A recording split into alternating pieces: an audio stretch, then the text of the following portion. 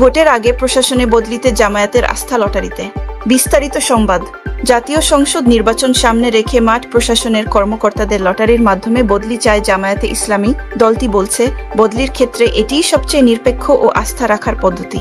আজ বুধবার সকালে রাজধানীর আগারগাঁওয়ে নির্বাচন ভবনে 7টি রাজনৈতিক দলের প্রতিনিধিদের সঙ্গে নির্বাচন কমিশনের ইসি সংলাপে জামায়াতের পক্ষে কথা বলেন দলের সেক্রেটারি জেনারেল মিয়া গোলাম পরোয়ার। মিয়া গোলাম পরোয়ার বলেছেন, 1 মাসও হয়নি, 17 দিনও হয়নি। একজন ডিসি সেখানে চলে গিয়েছেন বদলি, সেটাও হঠাৎ করে। আবার এই সপ্তাহের মধ্যে অনেককে রদবদল করা হয়েছে। এটার পেছনে মনে হয় যেন কোনো একটা ডিজাইন করে একটা উদ্দেশ্যে এই কাজটা কোনো জায়গা থেকে হচ্ছে। সংলাপে জামায়াতের পক্ষে দলটির সেক্রেটারি জেনারেল লটারির মাধ্যমে মাঠ প্রশাসনের কর্মকর্তাদের বদলির পক্ষে মত তুলে ধরেন। তিনি বলেন, লটারির মাধ্যমে ট্রান্সফার করা হলে যার যেখানে তকদির আছে সে সেখানে চলে যাবে, এটা নিয়ে কোনো প্রশ্ন থাকবে না।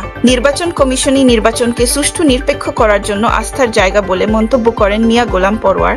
তিনি বলেন, এর আগেও কয়েকটি নির্বাচন কমিশনের সময়ে তফসিল ঘোষণার পর এক রাতে সব ডিসি এসপির বদলি হয়েছে, তা নিয়ে কোনো প্রশ্ন ছিল না।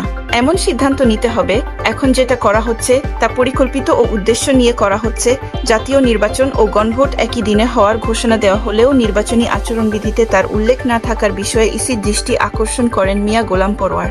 পোস্টাল ব্যালটে প্রবাসীরা কিভাবে গণভোট দেবেন সে বিষয় স্পষ্ট করার আহ্বান জানান তিনি।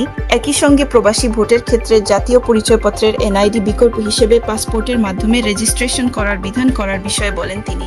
এছাড়া নির্বাচনী প্রচারে লাউডস্পিকারের ব্যবহার সীমিত করার বিষয়টি পুনর্বিবেচনা, ভোটার তালিকায় ভোটারদের ছবি স্পষ্ট করতে ব্যবস্থা গ্রহণ এবং প্রতিটি ভোট কেন্দ্রে অন্তত 5 জন সেনা সদস্য মোতায়েনের বিষয়ে উদ্যোগ নিতে ইসির প্রতি আহ্বান জানান মিয়া গোলাম পরোয়ার।